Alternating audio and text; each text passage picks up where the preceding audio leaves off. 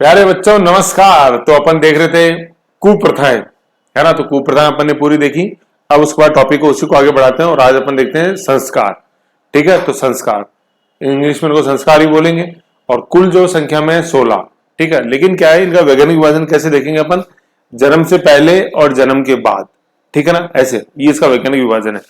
आओ सबसे पहले अब देखते हैं 16 संस्कार। संस्कार तो एक तो बेसिक क्वेश्चन यही है कि है कितने, टोटल 16 है। ठीक है, मनुष्य को अच्छे संस्कारों वाला बनाने के लिए निम्न 16 संस्कार अनिवार्य माने गए हैं। देखो कौन कौन सा है, ये इनका फ्लो याद रखना है। कई बार क्वेश्चन ये भी आ जाता है कि निम्न में से किस क्रम में ये 16 जो संस्कार है ये सही क्रम में जचे हुए हैं। ठीक है, तो एक इसको वैज्ञानिक ढंग से देखते हैं, बीच बीच में क्लू भी आएंगे वो भी मैं बताऊंगा। तो वो इनका जो एक सीक्वेंस है वो याद रखना है। तो पहले एक बार देख लेते हैं। आओ सबसे देखो मैं नाम बता के सुना देता हूँ। सबसे पहले गर्भाधान। ठीक है, गर्भधारण हुआ, गर्भाधान भाई कहानी तो गर्भधारण से चालू होगी शिशु के जन्म की। तो गर्भाधान, पुंसवन, सीमंतोन्नयन, एक बार नाम सुन लो। जातकर्म, नामकरण, निष्क्रमण, अन्नप्राशन, चूड़ाकर्म या जड़ूला, कर्णवेद, विद्यारंभ। विद्यारंभ के बाद है उपनयन।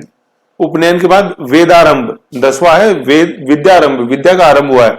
और 12वां है वेदारंभ, वेदों का अध्ययन आरंभ हुआ है। फिर 13वां है केशांत, है ना, केशों का अंत या गोदान, है ना, केशांत या गोदान। 14वां है समावर्तन, ठीक है, या दीक्षांत। ठीक है, समावर्तन या दीक्षांत। 15वां है विवाह और 16वां है अंत्येष्टि। ठीक है, विवाह के बाद सीधा अंत्येष्टि है ना, वहां महज एक संयोग है, डरना नहीं है। ठीक है, तो विवाह और अंत्येष्टि दो याद हो गए अपने को एक साथ। अब देखो जहां अटकोगे ना वो बता देता हूं। देखो 3 नंबर का है सीमंतोन्नयन, है ना, सीमंतोन्नयन। और जो 14वें नंबर का है वो समावर्तन। समावर्तन, एक में सीमा है सीमंतोन्नयन और एक ये समा है समावर्तन। ठीक है ना, ऐसे अलग अलग है। 10वां और 12वां मैंने बताया, 10वां विद्यारंभ है और 12वां वेदारंभ है। ये विद्या का आरंभ है, ये विद्या में वेदों का आरंभ है। ठीक है, ऐसे है। अब एक एक ये देखते रहते हैं इनका जो है ना, कई बार ये आ जाता है जैसे जातकर्म का क्वेश्चन आया है, जड़ूले का आया है, तो वो पूछ लेते हैं कि भाई कौन सा ऐसा संस्कार है जिसमें ऐसा होता है ना, या ऐसा जिसमें होता है वो कौन सा संस्कार है, वैसे वर्ष आपको पता होना चाहिए। तो देखो सबसे पहले देखते हैं गर्भाधान। गर्भधारण से पूर्व उचित काल और आवश्यक धार्मिक क्रियाएं की जाती है कि गर्भधारण हो वो भी एक उचित समय में हो, उचित काल के अंदर हो, अनिष्ट नहीं हो जिससे। फिर सेकंड है पुंसवन कि गर्भ की स्थिति में शिशु को पुत्र का रूप देने के लिए देवताओं की स्तुति कर पुत्र प्राप्ति की याचना करना। यह गर्भाधान के तीसरे माह में किया जाता है ना। तो इसमें क्या है, जैसे ये अपन देख रहे हैं पुंसवन, तो पुंस मतलब पुरुष, मतलब पुत्र जो गर्भ धारण हुआ है वो पुत्र के रूप में डेवलप हो, है ना, तो पुत्र की इच्छा रखी गई है इसमें। ठीक है, ये तो अपन देखो पुत्री से जो एक भेदभाव अपन ने कुप्रथाओं में देखा था, कन्यावत, तो देखो यही चालू हो गया। कामना ही नहीं की पुत्र की, तो है कि नहीं, पुत्र की करी कामना। तो देखो संस्कारों में यही है। तो इसीलिए जो अपन देखते हैं ना आज जैसे अपन महिला संस्कृति की बात करते हैं सारा, तो ये संस्कार ही देख लो, है कि नहीं है। तो ये है। तो आज जमाना अलग है, पहले अलग था, तो उस समय ये चीजें फिट थी। आज अपन इक्वलिटी की, समानता की, सुंदरता की बात करते हैं तभी थोड़ी अटपटी लगती है अपन को। ठीक है, लेकिन अपन को तो पढ़ना है। तो गर्भधारण, फिर पुंसवन, पुत्र की प्राप्ति की इच्छा संबंधी संस्कार। ठीक है ना, ऐसे पूजा पाठ किया जाते हैं कि जो शिशु डेवलप हो रहा है गर्भ में वो पुत्र के रूप में डेवलप हो। तीसरा है सीमंतोन्नयन। सीमंतोन्नयन क्या है इसमें कि गर्भ में गर्भवती स्त्री को अमंगलकारी शक्तियों से बचाने के लिए किया गया संस्कार, है ना, कि मतलब किसी तरह का कोई बुरी आत्मा का या किसी बुरी चीज का असर नहीं पड़े गर्भ में पड़ रहे शिशु को। ठीक है, तो ये 3 जो है ये बच्चे के जन्म से पहले के हैं, शुरू के 3, गर्भाधान, पुंसवन और सीमंतोन्नयन, है ना। नयन मतलब किसी की कुदृष्टि नहीं पड़े गर्भ के ऊपर, तो ये नयन, ऐसे याद रखना अपन को। तो गर्भाधान, पुंसवन और सीमंतोन्नयन, यहां तक ये है, ये गर्भ में शिशु है तब तक का है, माँ के पेट में जब तक का। यहां से आगे वाले जन्म के बाद क्या, जन्म हो गया बच्चे का, बाहर आ गया पेट से, है ना, माँ के पेट से बाहर आ गया। अब देखो क्या है, सबसे पहले जातकर्म। जातकर्म में क्या, बच्चे के कान में थोड़ा सा कुछ मंत्र फूका जाता है कि ठीक है क्या हुआ, किस स्कूल में जन्म हुआ क्या, तो वो जातकर्म है। शिशु क्या है, बालक के जन्म पर किया जाने वाला संस्कार। ठीक है, जातकर्म, उसे कान में बताया जाता है कि तुमने किस स्कूल में जन्म लिया। फिर है नामकरण, शिशु का नाम रखने के लिए जन्म के 10वें दिन से 12वें दिन तक किया जाना संस्कार, राशि डिसाइड होती है। ठीक है, तो जातकर पहले जात बताई कि स्कूल में, फिर नाम रखा। तो ये सीक्वेंस क्या हो गया, दो याद रखने अपन को, जातकर्म और नामकर्म, पहले जात उसके बाद नाम। फिर ये दो एक साथ ध्यान रखने, निष्क्रमण। निष्क्रमण का मतलब होता है बाहर निकालना। जैसे गौतम बुद्ध घर से बाहर निकले तो उसको बोलते हैं महाभिनिष्क्रमण, कंतक नामक घोड़े पर बैठ कर, है ना, महाभिनिष्क्रमण। तो वो महान व्यक्ति बुद्ध, इसलिए उनके लिए नाम वर्ड यूज जुड़ गया उनके निष्क्रमण के साथ महा, और नॉर्मल के लिए निष्क्रमण। तो इसमें क्या होता है, बच्चे को चौथे माह में बालक को पहली बार घर से निकालकर सूर्य और चंद्रमा के दर्शन कराए जाते हैं। तो घर से बाहर निकाला ना, और माँ की आंचल में उसने सूर्य चंद्रमा के दर्शन किए, तो निष्क्रमण हो गया। ओके, फिर नेक्स्ट देखते हैं अपन अन्न प्राशन। अन्न मतलब उसको अन्न चखाया पहली बार, अभी तक माँ का दूध ही ले रहा था, अब अन्न चखाया। जैसे आज सेरेलैक देते हैं, है कि नहीं, तो छठे माह से है, तो पहली बार अन्न आहार देने की क्रिया की गई। ठीक है, तो पहले तो घर से बाहर निकाला, कमरे से बाहर निकाला, और दूसरा अन्न प्रसाद दिया उसको। ठीक है, तो ऐसे याद रखना है। तो कैसे देखे अपन ने, दो दो नाम, पहले तो जात बताई, फिर नाम बताई, फिर निष्क्रमण और अन्न प्रसाद। ठीक है, तो ऐसे 4 और 3 7 तक अपन आ गए। ठीक है, 8वां अपन क्या देखते हैं, ये दोनों देखो, ये पहले तो किससे है, देखो पहले तो है जड़ूल है, पहले सिर के बाल कटाने और फिर कान भेदने, पहले सिर और फिर कान, ऐसे सीक्वेंस याद रखना है। तो सिर के बाल कटाने वो जड़ूला, उसी को बोलते हैं अपन चूड़ा कर्म, है ना, जड़ूला चूड़ा कर्म। शिशु के पहले तीसरे वर्ष सिर के बाल पहली बार मुंडवाने को जड़ूला बोलते हैं। जड़ूले क्वेश्चन ज्यादा आए हुए कंपेरेटिवली, है ना। वो कौन सी रस्म है जिसमें किसी लोक देवी के पास मंदिर में ले जाके शिशु के बाल पहली बार काटे जाते, वो जड़ूला है। वैसे नहीं पूरे काटे, छोटा सा है कि कतर कतर थोड़े से बाल काट लिए जाने, कतर नहीं है, तो उसको चूड़ा कर्म या जड़ूला बोलते हैं।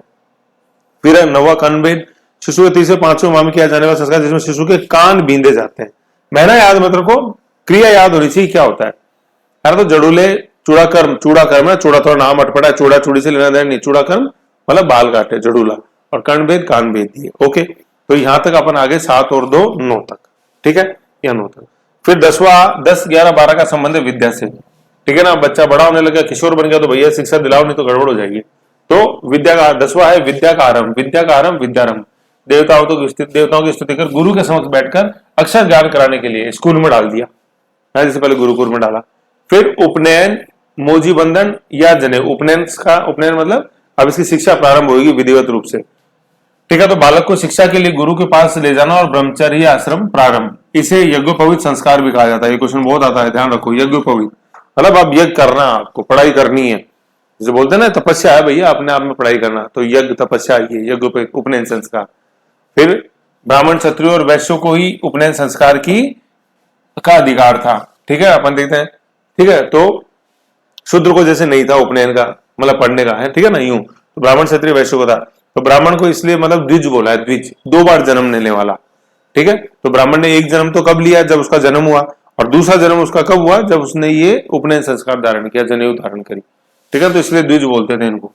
तो उपनयन और मोजी बंधन, मौज का दम भैया पढ़ना है, और जनेऊ धारण कर लिया, अपन को ब्रह्मचर्य और शिक्षा का ध्यान अपन को लगाना। तो यज्ञोपवीत उपनयन ये एक ही चीज है, ध्यान रखो आप, यज्ञोपवीत उपनयन। ठीक है ना, शिक्षा से संबंधित है जनेऊ। फिर है वेदारंभ, जैसे भैया स्कूल में डाल दिया विद्यारंभ, फिर कंटिन्यू स्कूल में ध्यान लगा के पढ़ने लगे तो उपनयन, और फिर अब स्कूल में क्या वेदों का आरंभ हो गया पढ़ाना। सिलेबस में क्या आ गए, वेद आ गए, ऋग्वेद, यजुर्वेद, सामवेद, अथर्ववेद, ऋचा, है ना, RYS से सीक्वेंस ये रखना, RYS से वेदों का।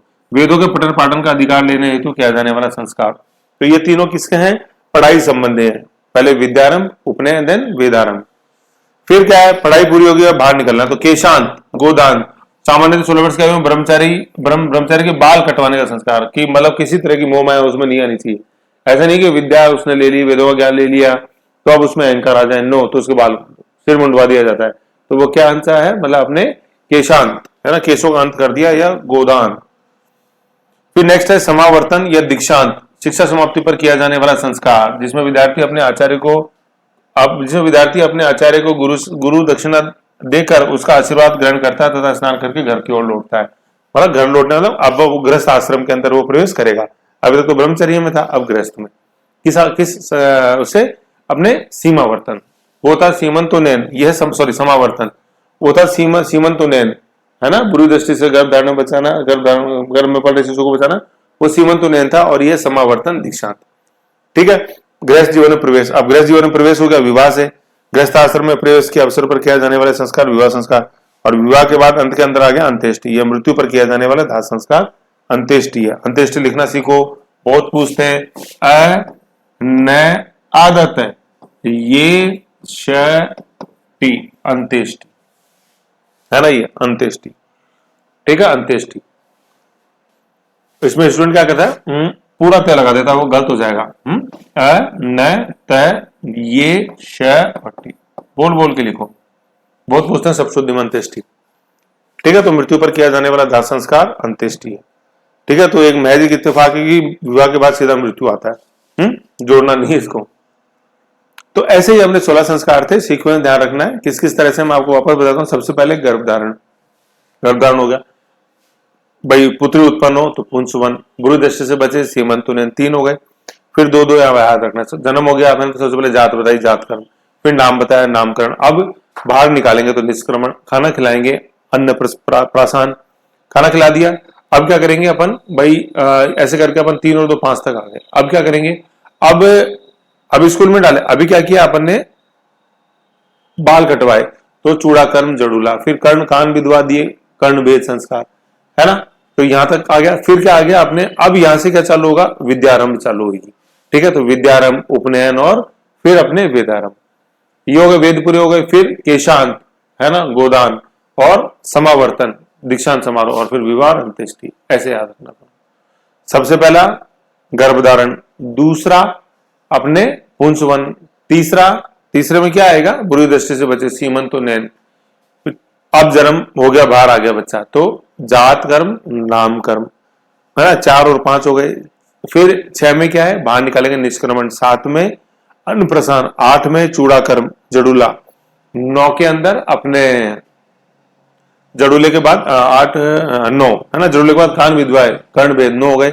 10वें से शिक्षा चालू हो जाती है, तो 10वें के अंदर विद्यारंभ, 11वें के अंदर उपनयन, 12वें के अंदर वेदारंभ, वेदों का 12 हो गया। 13वें के अंदर अपन ने क्या किया कि कोई अहंकार नहीं आया, तो 13वें के अंदर क्या है, केशांत और गोदान। 14वें के अंदर समावर्तन या दीक्षांत, अब गृहस्थ आश्रम में प्रवेश करेंगे वो। 15वें के अंदर विवाह और 16वें के अंदर अपने अंत्येष्टि, अंतिम संस्कार। ऐसे अपन को ध्यान रखना।